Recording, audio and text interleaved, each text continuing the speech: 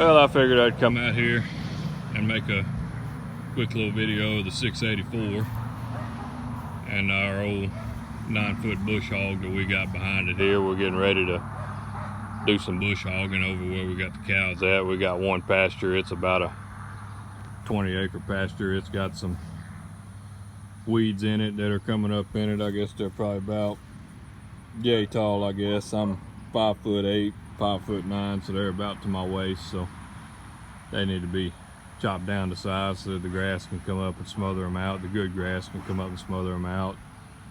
And then they've also got some tallow trees and some pine trees and stuff that are coming up in there. They need to be knocked out. We would either have to spray them or mow them, and it's easier to mow than it is to spray, so we're just gonna go ahead and cut them down. Got the front end loader bucket. I think the last time I made a video of this tractor we had the hay spear on it, but we got the bucket on it right now. We were using it to load out some chicken litter. We had some chicken litter spread on one of our fields. We were using this tractor to load the spreader truck.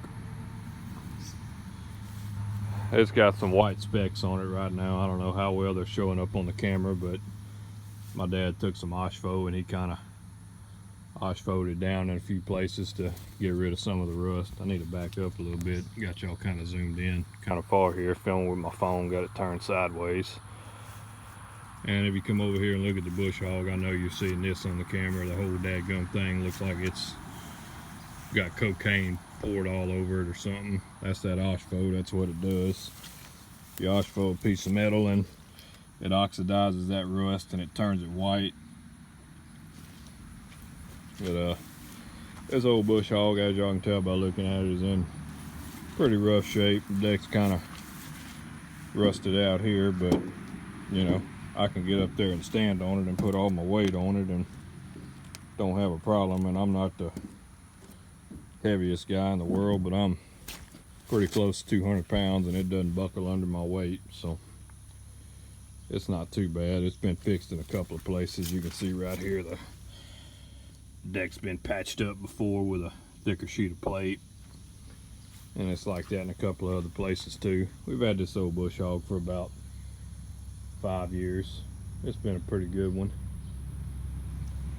The gearboxes, all three of them leak oil, but we put grease in them and run the thing all day long without a problem. We've cut probably over 1,000 acres of grass with this thing since we've had it. In the 5 years that we've owned it, we've only had to rebuild one of the boxes, and it was because of something that was already broken whenever we got it. It wasn't because we were putting grease in it. It was broken just from an old problem that a previous owner had with it. They hit something with it and tore up one of the gears inside the gearbox. The blades wouldn't stay in time anymore, and we were having all kind of trouble with it, so me and my dad took it apart and we rebuilt it. Wasn't nothing to it. It's pretty easy to rebuild. There really ain't much to them gearboxes. If you got basic mechanical ability, you can rebuild one. And then of course we've had to change a couple of U-joints on it. These two shafts right here, the output shaft on this center gearbox and the input shaft on this one, are twisted because somebody, like I said, somebody hit something with it. Matter of fact, that was the box that we had to rebuild right there, and it was as a result of this. Somebody hit something real hard, and you may be able to see it. The splines right there are twisted, and the splines on that shaft there are twisted, and both of the shafts are bent. So this here's got some slop in it, and it causes the U-joints to wear out kind of prematurely. But you know, we can buy U-joints cheaper and we can replace both of those shafts. So whenever the U-joints wear out, we just replace them, and we grease them every time we run the mower, so it's not that big of a deal. These here, as you can see, are fine. That's what the shafts on the other side are supposed to look like. We got a couple of U-joints getting a little bit of play in them right here, but they're still good. No more than what this mower gets used these days. It ain't really no big deal. But yeah, that's it. Just an ugly old bush hog. Nothing special about it. Like I said, it's 9 feet. I thought it was 10 feet for a long time until I got the tape measure out one day. I measured it, turned out to be 9 feet. And this is the tractor that we normally pull it with right here. It pulls it like it ain't there. You got these two hoses here unhooked. These are for the bucket. And got the hose for the bush hog plugged into the rear outlet there. That's what kind of sucks about not having a loader with a joystick that's plumbed directly into the tractor hydraulic system. It takes up all your rear remotes, which, you know, if you're only using one of them at a time, it ain't that bad. But if you're going to be using both of them, you really got to take the loader off of it, which, you know, isn't too bad to do. It's not that hard to take off a loader, but it would just be a lot more convenient if we didn't have to do one damn bit of it.